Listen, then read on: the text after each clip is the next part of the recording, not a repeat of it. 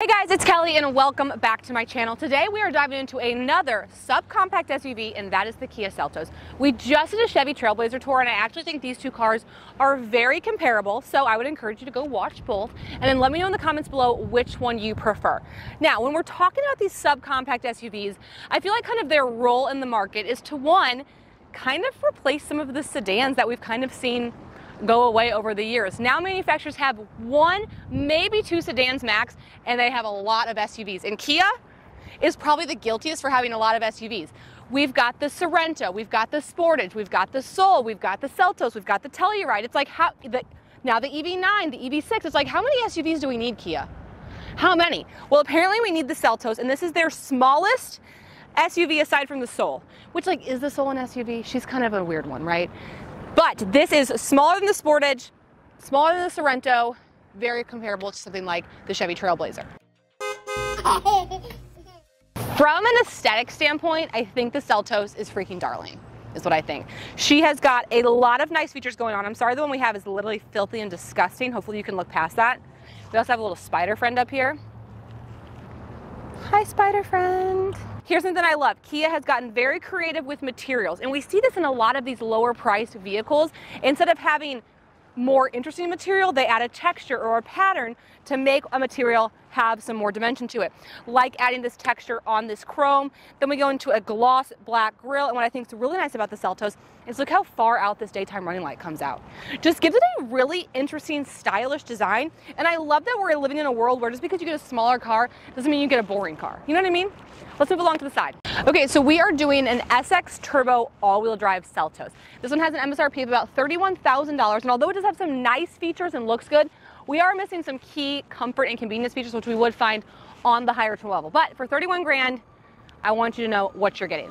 Now, another thing is this is not the most interesting looking Seltos I've seen. They do a lot of fun things with the color combinations of this car, including like different colored roofs, some more fun wheels, but for the most part, I think it's a good looking car. I like that this chrome bar comes up here, but not on the windows, but then again on the roof rail. It kind of really just like lifts the whole vehicle up.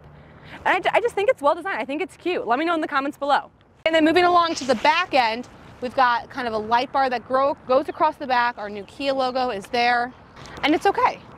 I'm so mixed with the light bar, you guys. I think I like it on this car though. But let's get into the interior. I want to talk through some of the features that you find on this SX trim level, and then I want to show you the car seat setup and if you can fit a stroller. All right, here I am in the driver's seat of this Kia Seltos, and one thing that really stands out is the screen. I mean, this beautiful curved display, this is not giving $30,000. This is giving high-end luxury, and I think it looks really freaking good. Again, they've also done a very good job introducing some fun materials in here, like the piano black. And then if you look on the door panel, sorry Elizabeth, don't mean to give you whiplash. If you look at the door panel, look what they've done with the speakers. Just to kind of give it a little bit of interest, a little bit of texture, and doesn't really jack up the price a lot. I think it looks really good. So as far as the infotainment system is concerned, I love Kia's infotainment system. It's easy to use, it's friendly, it's standard across the board. So like once you've seen one, you've seen them all. But I like that they still have some of the fun features that we find, like the quiet mode. What the heck is a sound and mood lamp? Oh, fun. Like just a little customizable thing. You know what I'm saying? Like this goes so far for me. And I feel like this is like no money for the manufacturers. It just makes the car feel a little bit more fun. Okay, moving down here, they do a very good job of keeping our climate control simple and easy to use. No wireless charger. No, I'm sorry. There is a wireless charger that's kind of tucked up here, which I'm not obsessed with, quite honestly. I feel like that, like, I hate when like my phone just disappears. I like to be able to see it down here.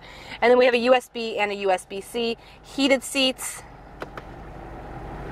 backup camera, 2 cup holders, and our center console. Now, as far as our gas mileage is concerned, you're looking at 27 on the highway, 25 in the city for a 26 combined, which is very comparable to the other cars in its class. I have brought one car seat, the Graco Slim Fit 3LX, installed rear facing with a seatbelt. I have that driver's seat set for myself at about 6 feet tall, and I actually feel like I have a little bit more clearance than I had in the Trailblazer if we're comparing. So that feels good. Okay, as far as the hardware is concerned, you're talking about lower anchors on the outboard seats and then 3 tether anchors across the back. As far as 3 across concerned, honestly, y'all, this is probably not gonna be one that I'm even going to attempt. That middle seat is very, very small. So I think it's very good for 2. I don't think you're fitting 3 of anything back here. As far as my second row comfort's concerned, from an adult's perspective, I'm comfy, you guys. I mean, look at this leg clearance. This feels really good. Head clearance is nice. The bench is nice and deep. I've got good leg support. I feel really, really good back here. And I'm so excited because we actually have vents back here. We don't have vents in a car like the Chevy Trailblazer. So the fact that we have vents in the back of the center console is going to have some airflow get back here for sure. Plus, we have 2 USB-Cs. Let's take a look at the trunk. Y'all, no power tailgate on this trim. Tough. Okay, here's what we have. This is how we could Jenga this Mockingbird stroller to fit. Like, it's definitely not the biggest trunk. This cargo cover obviously makes things more difficult, and we kind of have the same thing that we had in the Trailblazer, which is just, it's wide and it's just not deep, and that's where it's just sometimes difficult to fit strollers. And this is why, like, a big car selection tip I have for you is you really can't pay attention to things like cubic feet, because it just gets so confusing and doesn't always say actually what fits, because a cubic foot is the air. Like, we don't always need more airspace. Sometimes we need space here. Sometimes we don't need space here. We need space there. So my car buying tip is, like, if you know you have to carry something in the trunk, just bring it to the dealership. It's not weird. When I was selling cars, I had people bring the most outlandish things to try to fit in their trunk. A stroller, they're not going to bat it. So, okay guys, so that's going to wrap up this Kia Seltos tour. I think this is a really good car for smaller families or for teen drivers, for the dog moms out there. It's just one of those good subcompact SUVs. This is a very competitive market, and I do think what I like about the Kia Seltos is it's stylish on both the inside and the outside, and I think compared to other cars in its class, the second row has really good amenities with the addition of those vents, because truly a lot of vehicles of this size do not offer that. So thank you guys so much for joining. Let me know in the comments below what you think of this Kia Seltos, and I'll see y'all next time.